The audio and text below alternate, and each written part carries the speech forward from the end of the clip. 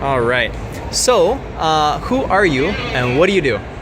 So my name is Brooke Miller, and I have a PhD in developmental psychology from the University of Texas at Austin, where I now teach. I create psychology content for a number of different companies. So I've created psych content with Khan Academy, with Psych, with a company called Osmosis, and that's what I'm working on. So I'm sort of a freelance psych-commer or science communicator. Okay, awesome. So how did you get involved with doing science communication online, I guess? I didn't really intend to be in that space, so I actually started out working with Carnegie Mellon's online learning initiative and working with them on their online psychology textbook. And then I was teaching a flipped classroom version of Intro Psych at UT and started to create content, and then eventually got a job at Khan Academy and continued that from there. Nice. So when you think, so you're an educator, that kind of gives you a somewhat different perspective than a lot of folks who are on YouTube doing educational content. Right. How do you think that using technology to teach people, like, what are the advantages of that over doing it in person, I guess? So I think that there's a lot of misconceptions about using video in the classroom. I think a lot of people see it as, oh, these YouTubers are coming in to try to replace the teacher. And I don't really think that we're trying to replace the teacher. I think we're kind of trying to maybe replace or supplement the textbook. And so there really is, I think, a lot of anxiety about, well, what will happen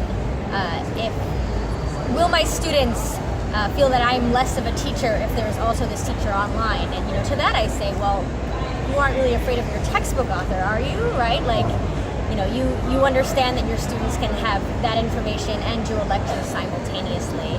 And I think that as internet video becomes more popular for use in the classroom, I think that it will start to free up more time in the classroom for more hands-on learning and project-based learning and sort of these other educational strategies that have been shown with a ton of research behind them to be very successful.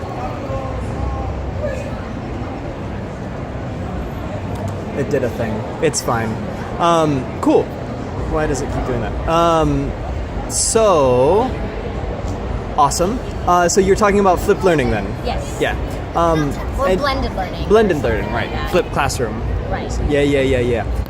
Do you think, so you had mentioned that you had worked with Khan Academy where like it's very kind of student driven. Right. How do you feel like that contrasts with just people putting content on YouTube on its own versus having that platform built around it? I'm not sure what you mean. Yeah. So you've got something like Khan Academy where you've got activities built into it. Right. And you've got like an environment for learning. And that's very good for like really getting students engaged. Do you think that that kind of engagement is possible or necessarily, I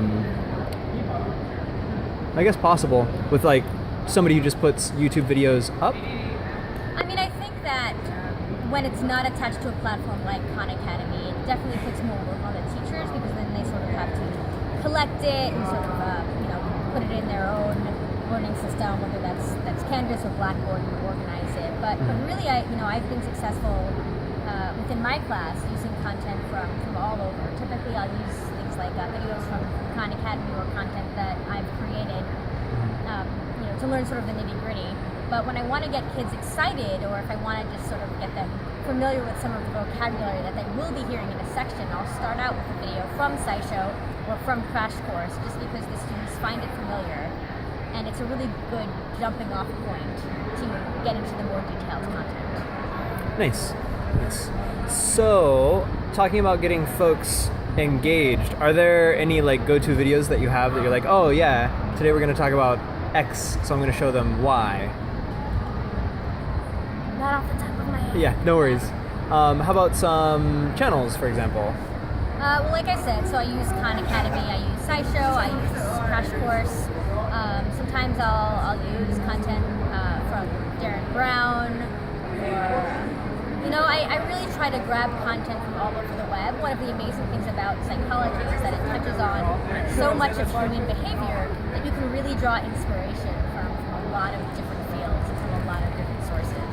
So I show a lot of videos about children interacting when I'm teaching about child development. Show lots of videos showing individuals with certain disorders, when we're talking about mental health content. And so YouTube is really an amazing platform because it allows me to collect so many things and bring them together in ways that I otherwise would not have been able to. So you had mentioned that you've worked with Khan Academy and you are a writer for Psych. Right. Do you have any, and then Osmosis. Yes.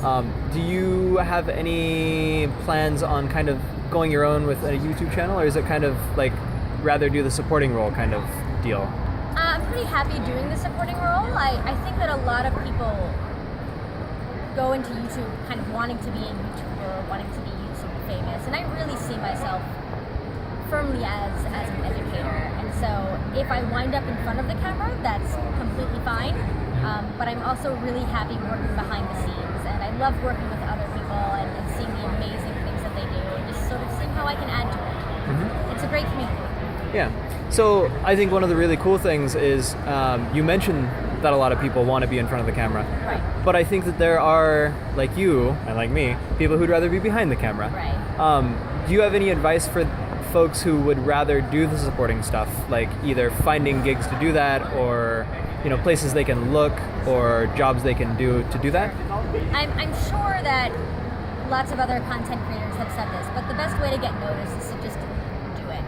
I got noticed by Khan Academy because I was already creating videos. It's very hard to create Blackboard style content. I know it looks so easy, but writing on a surface that's not a pen and paper is actually quite difficult. And it was only because I had been doing it for a while and sort of knew how to do certain editing tricks and really built it up via trial and error that when the opportunity came to show them my content, it was able to make an impression. And then from there, it's easy to sort of build up like a portfolio of your work and then take that to another company to show them what you can do. So it really is about, not necessarily the credentials that you have, but about showing that you can do the work. That's really what people want to see.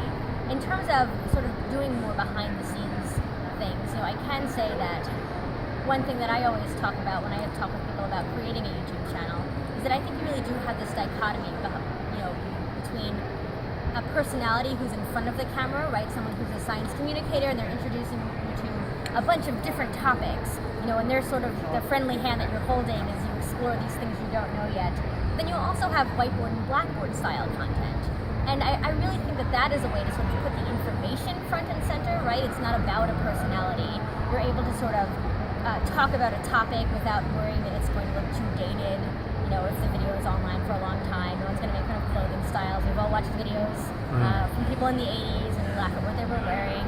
I think that for a lot of people who may not be comfortable putting themselves out yet, that's an amazing way to start and still get noticed. Nice. Awesome. So normally this is where I'd be like, do you have a sign-off for your channel? But you don't have one. I don't have a sign-off for a show. I don't have a show. Perfect. Do you have any final wisdoms or anything like that? Again, just get started. I really can't stress that enough. Just start doing what you're doing. You'll fail at a lot of things, but the more you fail, the more you'll learn. So don't be afraid of it. Awesome. All right. Well, thank you so much. Thank you so much.